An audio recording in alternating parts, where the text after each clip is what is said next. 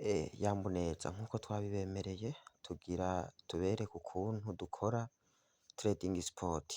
Murabona rero ko turi muri application yacu ya Binance, murabona konte yanje ko iri verifye, dufyonda ino. Murabona ufyonze ino uca ubona ko konte yawe ya Binance iri verifye, murayibona. Murabona neza ko babitwereka ko konte iri verified. Mu gihe Binance yawe yanditse ko kano kantu ibiri verifye, tuca tugaruka muri page dakeye. Hama murabona ko turi ngaha kuri home, murabona ko turi kuri home, tuca tuza ngaha kuri future, aha kuri future canke kuri asset. Ariko mu gihe tukeneye kuja kuri sport tuca tuja ngaha kuri trade, murahabona kuri trade, murahabona, tuca tuza kuri trade. Okay, murabona tushitse kuri trade. Imbere yuko dukora ikintu na kimwe ico arico cose, tubanza kuraba ko turi muri sport, ugafyonda ngaha kuri sport hejuru.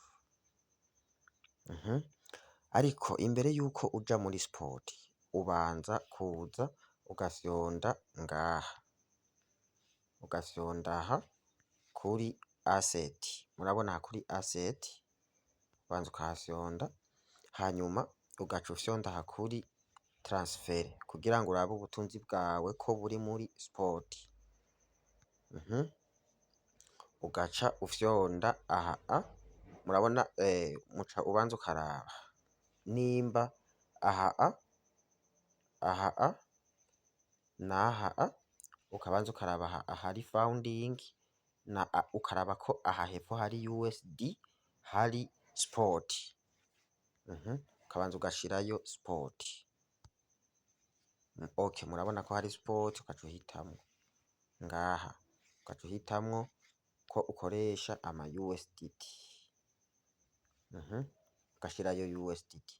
Mu gihe rero amahera yaba yari muri founding, uca ufyonda ngaha kuri max, aha kuri max, ugaca murabona ngaha ko hariyo ubusa, ugaca ufyonda aha hepfo kuri transfer, aha kuri confirm directement amahera aca aja muri sport, ugaca wigarukira hano muri trade.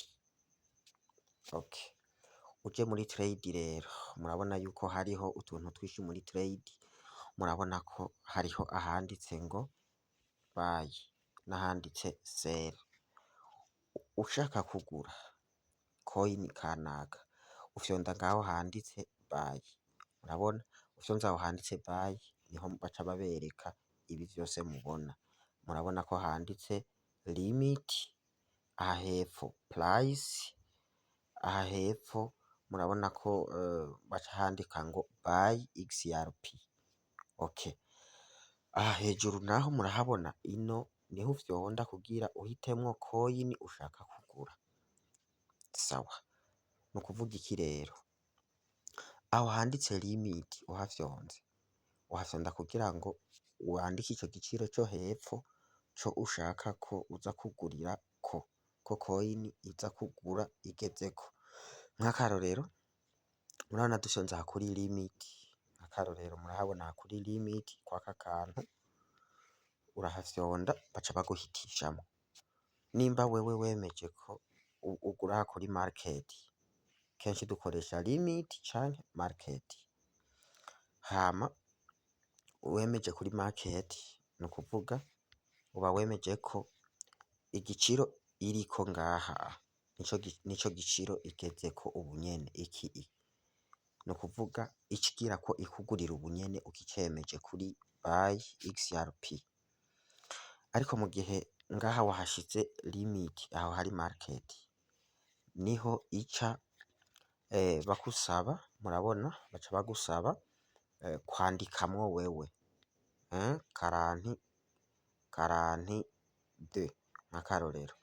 Nukuvuga wemeje aho ico uca ukora sikindi uca udeplasa aka mu gihe ufise ama USDT ukakadeplasa gushika aha canke aha canke aha canke aha, amaporusantaje ushaka gukoresha mu kugura, voilà, ushaka kugurisha yose uca ukadeplasa ukagashitsa kuri 100%, hanyuma ugaca ufyonda ngaha handitse ngo buy XRP, urahabona diregitema, uca usanga warose amapiyese yawe y'ama XRP direct, no mu gihe ushaka kugurisha izo ufise ufyonda ngaha handitse sell,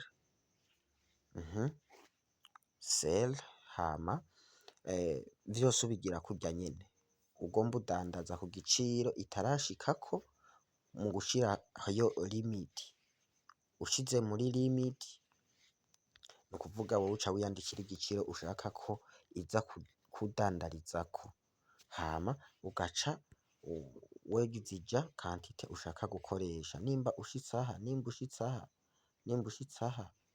ushitse aha, wewe kantite ushaka kudandaza zose nizo novuga urekura kugira ngo ize kukudandariza, ariko mu gihe wagize market naho ikudandariza ku giciro kiri kw'isoko. Hama mu gihe wagize kuri